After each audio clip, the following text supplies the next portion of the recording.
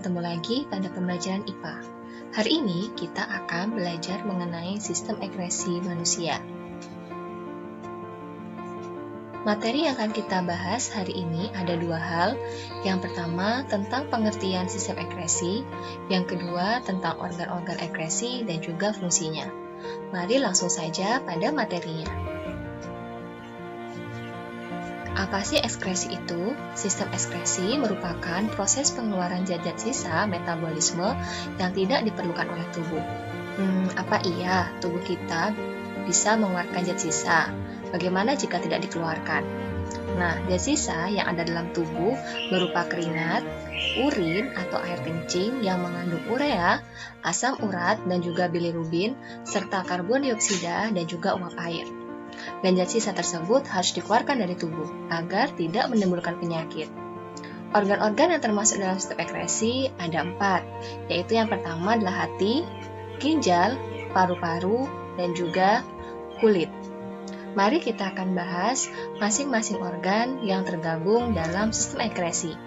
Kita mulai dari hati.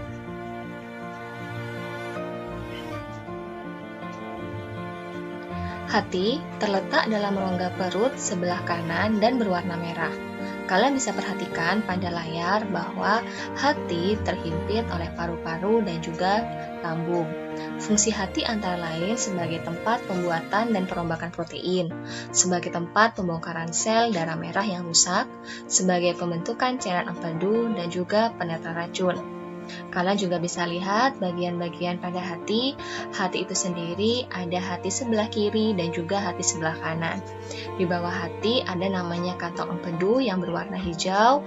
Kemudian di bawahnya lagi ada yang namanya pankreas. Kemudian ini adalah lambung yang langsung berhubungan dengan usus halus. Berikutnya, zat sisa yang dihasilkan dari hati antara lain ada urea yang dihasilkan dari perombakan protein. Yang kedua adalah bilirubin atau zat warna empedu yang dihasilkan dari perombakan hemoglobin yang terdapat dalam sel darah merah. Dalam usus besar ini, bilirubin diubah menjadi urobilinogen, di mana urobilinogen ini akan dirubah menjadi dua bagian. Yang pertama menjadi urobilin yang sebagai pewarna pada urin kita, dan yang kedua sebagai sterkobilin sebagai warna coklat pada feses atau pada BAB kita. Asam urat dihasilkan dari pemecahan asam nukleat. Jadi zat sisa yang dihasilkan dari hati ada 3 ya, ada urea, ada bilirubin, dan juga ada asam urat.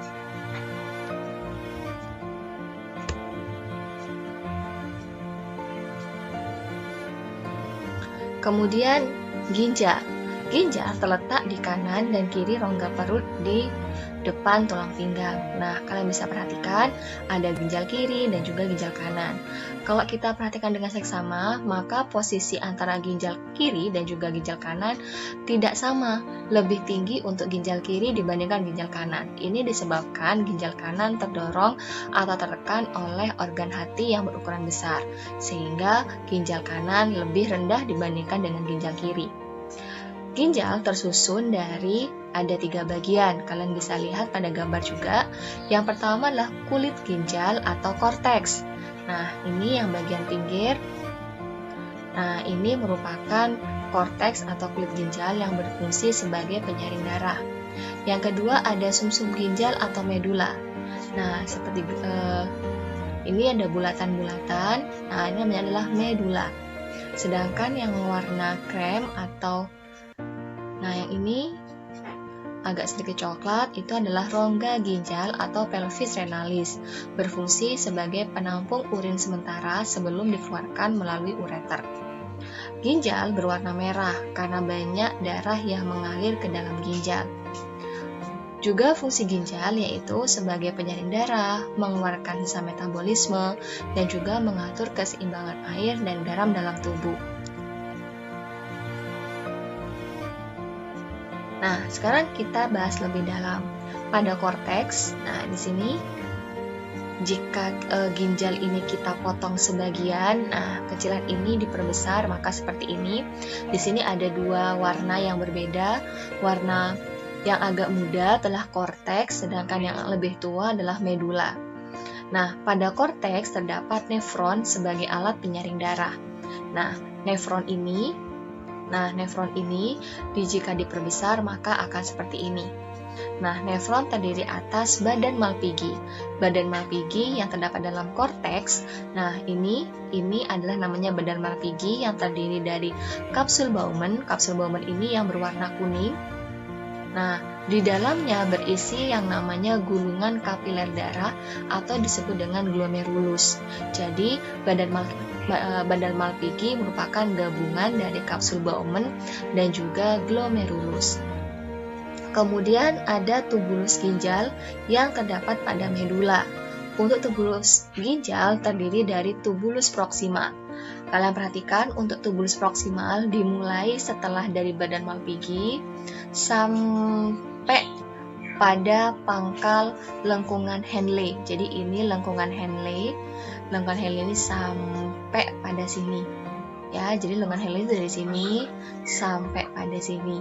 Setelah lengkungan Henle dari sini sampai sini merupakan adalah tubulus distal. Nah, kemudian yang seperti batang ini, batang lurus merupakan tubulus collectivus. Ya, jadi tubulus proksimal yaitu sambungan dari badan Malpighi terus sampai pada bagian ujung lengkungan Henle, kemudian lengkungan Henle. Setelah itu dari sini ke atas baru tubulus distal. Baru yang seperti batang namanya tubulus collectivus. Seperti itu ya.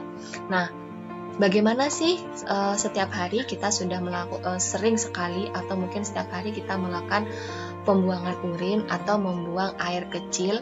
Nah, sebenarnya prosesnya memang sangat panjang. Nah, di sini kita harus tahu juga proses pembentukan urin atau air kencing kita. Ada 3 hal proses yang merupakan pembentukan urin. Yang pertama adalah proses filtrasi. Filtrasi di sini terjadi di glomerulus dan juga kapsul Bowman atau pada badan Malpighi untuk menghasilkan urin primer. Jadi proses filtrasi ini menghasilkan urin primer yang masih mengandung protein, glukosa, asam amino, urea dan juga ion organik. Nah, dari filtrasi yang menghasilkan urin primer, maka berlanjut pada proses reabsorpsi. Reabsorpsi di sini terjadi pada tubulus proksimal, lengkungan Henle, dan juga pada tubulus distal. Nah, proses reabsorpsi ini menyerap asam amino dan juga urea. Pada reabsorpsi menghasilkan urin sekunder. Kalau tadi filtrasi menghasilkan urin primer, kalau pada reabsorpsi menghasilkan urin sekunder yang masih mengandung garam mineral, urea, dan juga urobilin. Nah, kita tahu bahwa pada saat kita mengeluarkan urin maka ada bau yang khas. Nah, itu adalah hasil dari urea. Jadi urea ini menghasilkan bau yang khas pada urin. Nah, urin kita juga akan sedikit berwarna kekuningan. Nah, itu juga hasil atau fungsi dari urobilin. Ya, jadi urea ini memberikan warna khas, bau yang khas pada urin, sedangkan urobilin memberikan warna kuning pada urin. Oke, dari filtrasi, reabsorpsi, maka sekarang ke augmentasi, yaitu terjadi di tubulus collectivus untuk membentuk urin yang sesungguhnya, lalu dialirkan ke pelvis renalis.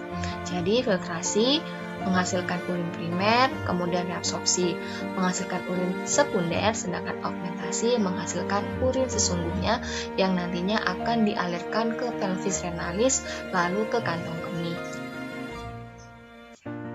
Nah, kalau kita bisa lihat untuk bagannya dari ginjal di sini tadi sudah terbentuk proses dari pembentukan urin, dari filtrasi, reabsorpsi dan juga augmentasi. Nah, kalau sudah, urin sesungguhnya akan dialirkan melalui ureter menuju ke kantong kemih. Jadi ureter di sini adalah penghubung antara ginjal ke kantong kemih atau penghubung atau saluran yang mengalirkan urin dari ginjal menuju kantong kemih. Jadi yang seperti ini adalah kantong kemih, kemudian adalah uretra. Jangan sampai tertukar antara ureter dan juga uretra. Kalau uretra adalah saluran yang menghubungkan dari kantong kemih menuju keluar tubuh. atau urin dari kantong kemih akan dibuang ke luar tubuh. Kalau ureter menghubungkan ginjal ke kantong kemih, kalau uretra yaitu menghubungkan kantong kemih ke luar tubuh atau menyalurkan urin dari kantong kemih ke luar tubuh. Seperti itu ya. Oke, sekarang ke bagian paru-paru. Untuk paru-paru tidak banyak yang Ibu harus jelaskan karena memang paru-paru ini sudah kita bahas banyak pada materi yang sebelumnya, yaitu pada sistem pernafasan. Jadi Ibu hanya akan membahas sedikit tentang paru-paru. Jadi semoga kalian masih ingat kira-kira di mana ya tempat pertukaran antara karbon dioksida dan juga oksigen dalam paru-paru. Yaitu tepat sekali, yaitu pada bagian alveolus. Jadi alveolus di sini sebagai tempat pertukaran antara karbon dioksida dan juga oksigen. Nah, fungsi paru-paru selain sebagai alat pernafasan juga sebagai alat ekskresi.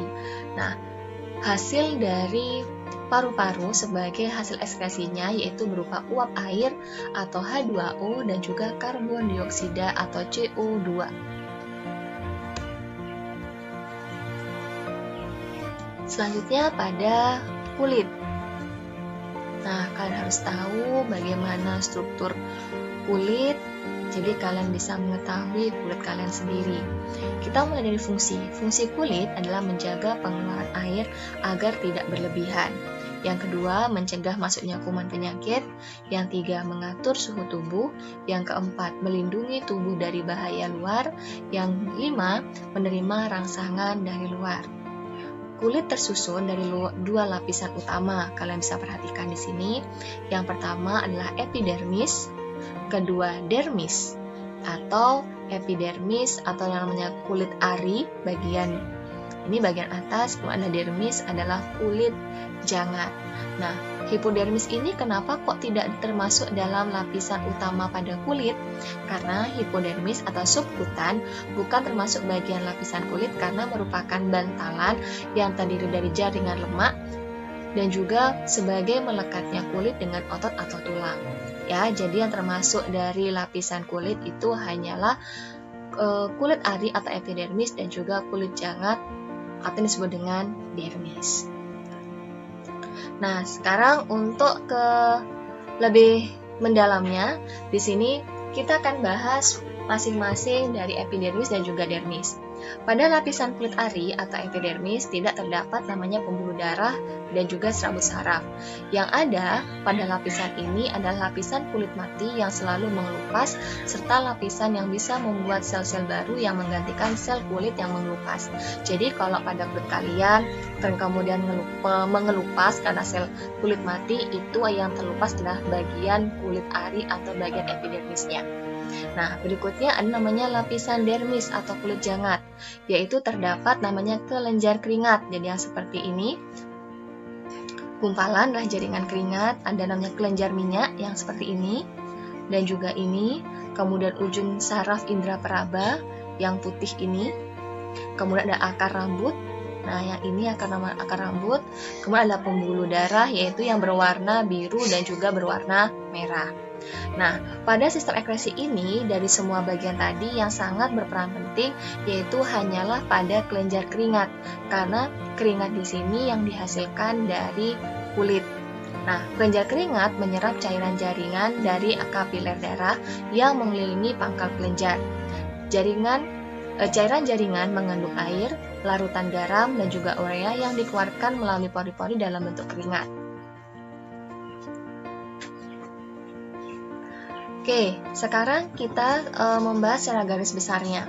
Jadi apa yang sudah kita pelajari tadi, kalau Ibu ringkas, jadi seperti ini. Jadi dimulai dari hati tadi mengeluarkan zat-zat seperti asam urat, bilirubin, dan juga urea yang nantinya akan dikeluarkan oleh organ ginjal.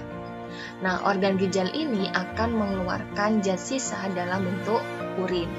Nah, sedangkan hasil respirasi yang menghasilkan H2O atau air akan dikeluarkan melalui organ kulit, zat sisanya berupa keringat. Sedangkan untuk karbon dioksida nantinya akan dikeluarkan oleh organ paru-paru, zat sisanya dalam bentuk udara yang mengandung H2O dan juga CO2. Seperti itu ya. Jadi semoga kalian lebih paham dengan bagian seperti ini. Jadi ulangi lagi, dari hati yang menghasilkan asam urat, bilirubin dan juga urea nantinya akan dikeluarkan melalui ginjal. Nah, yang melalui ginjal ini zat-zat sisanya atau zat dari sistem ekskresinya akan dikeluarkan dalam bentuk urin. Sedangkan kalau air akan dikeluarkan melalui organ kulit yang berupa keringat, sedangkan karbon dioksida akan dikeluarkan melalui organ paru-paru, zat sisanya berupa udara yang mengandung H2O dan juga CO2.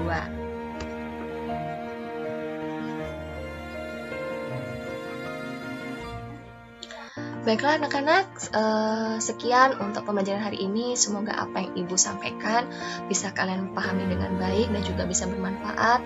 Sampai ketemu pada pertemuan berikutnya. Wassalamualaikum warahmatullahi wabarakatuh.